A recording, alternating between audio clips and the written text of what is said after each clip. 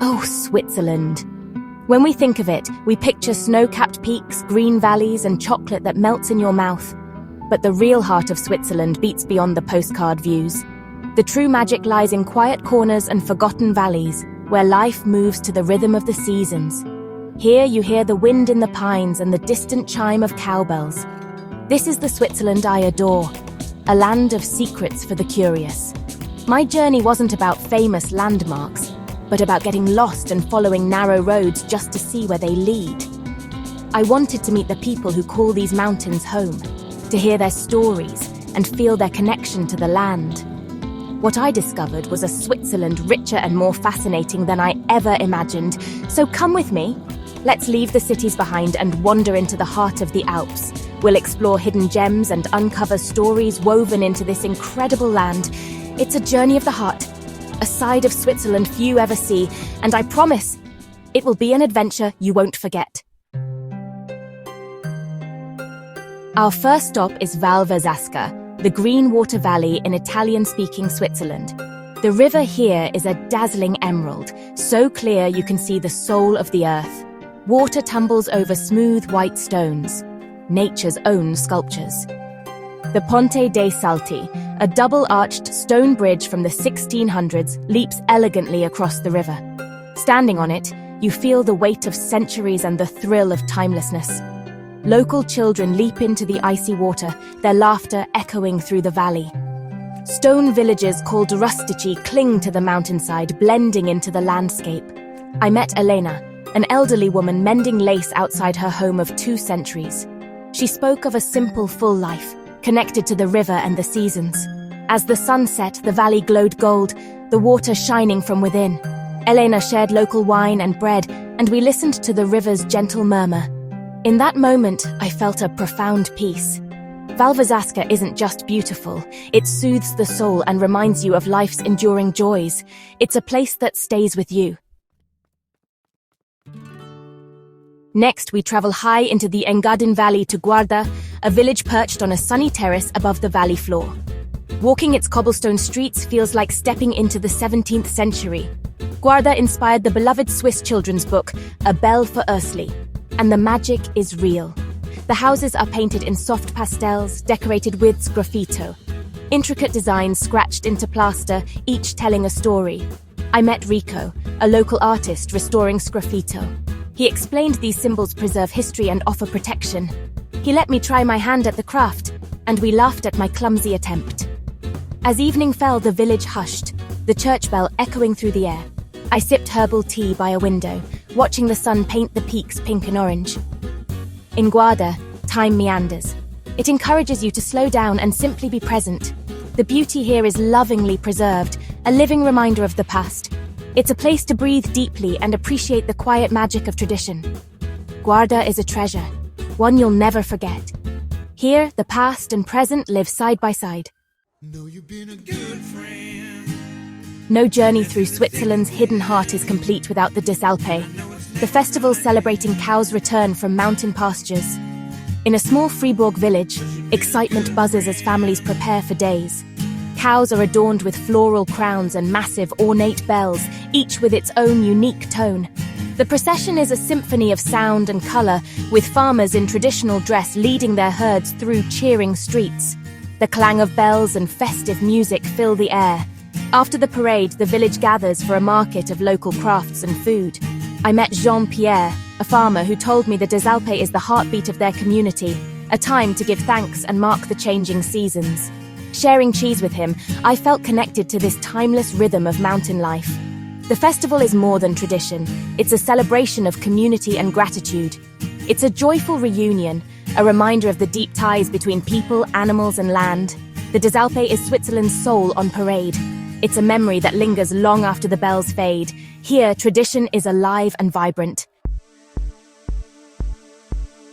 One of travel's greatest joys is discovering local food, and in Ticino's mountains I found the Grotto, a rustic inn under ancient chestnut trees. Originally for storing wine and cheese, Grotti became informal restaurants serving hearty local fare. The grotto I found was hidden at the end of a winding path, stone tables set beneath leafy branches. Isabella, the owner, welcomed me warmly. Everything served came from nearby cheese from the farmer, meats made by her husband, vegetables from her garden. The menu was simple: air-dried beef, salami, cheeses, creamy polenta, and a rich beef stew. We drank red wine from ceramic bowls called boccolino. I shared a table with local hikers, laughter and stories flowing as easily as the wine. In a grotto, strangers become friends over shared food. It's about community, tradition, and the pleasure of a good meal in a beautiful setting. The food was honest and delicious, the taste of the mountains on a plate.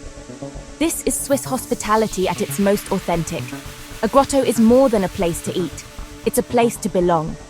Here you taste the heart of Ticino. It's a secret worth discovering. Our adventure continues at the Aletsch Arena, home to the Alps' largest glacier, a 23-kilometer river of ice. Standing at the viewpoint, the glacier's scale is humbling, its slow movement a powerful force of nature. But the story here is also about the ancient Aletsch forest, where Swiss stone pines have stood for centuries. Walking among these giants feels like entering a sacred cathedral, the air thick with the scent of pine. In a hut near the forest, I met Martin, a mountain guide who calls himself a guardian of the glacier. His family's stories are woven with the glacier's history, how it shaped the land and their lives. Martin showed me marks where the ice once reached, now retreating rapidly.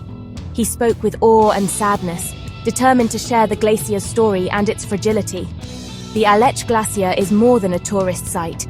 It's a precious natural wonder. It reminds us of our responsibility to protect these treasures for future generations. Here, nature's power and vulnerability are on full display. The glacier's story is Switzerland's story, one of beauty, change, and hope. It's a place that leaves you changed. We journey to Valmuster, a remote valley where nature and culture exist in harmony.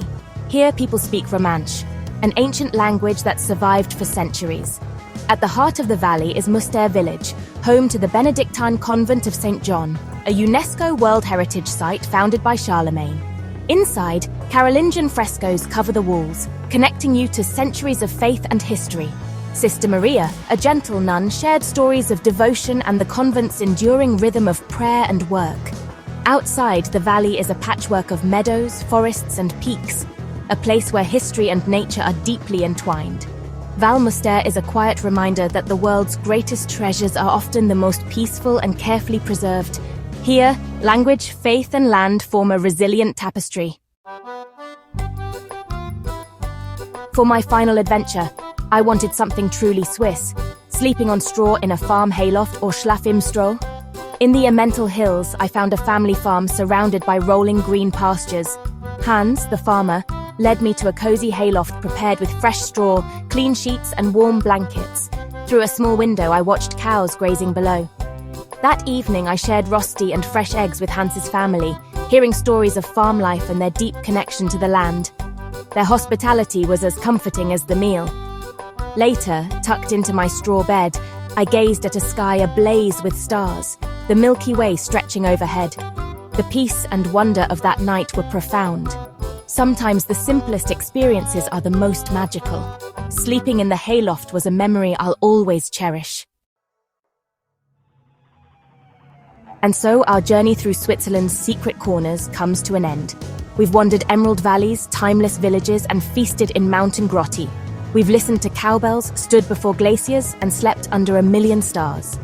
Beyond the postcard views, Switzerland's true beauty is in its details. Sgraffito on a house, the taste of mountain cheese, the sound of Romansch. It's in the kindness of a farmer and the wisdom of a glacier guide. These are the memories that linger, the threads of a vibrant tapestry. There's always more to discover. Another path, another story. The world is full of hidden gems, waiting for curious wanderers. Sometimes the best adventures begin with a simple decision to explore. Keep that spirit of adventure alive. The road is calling, let's answer it together. Until next time, keep wandering.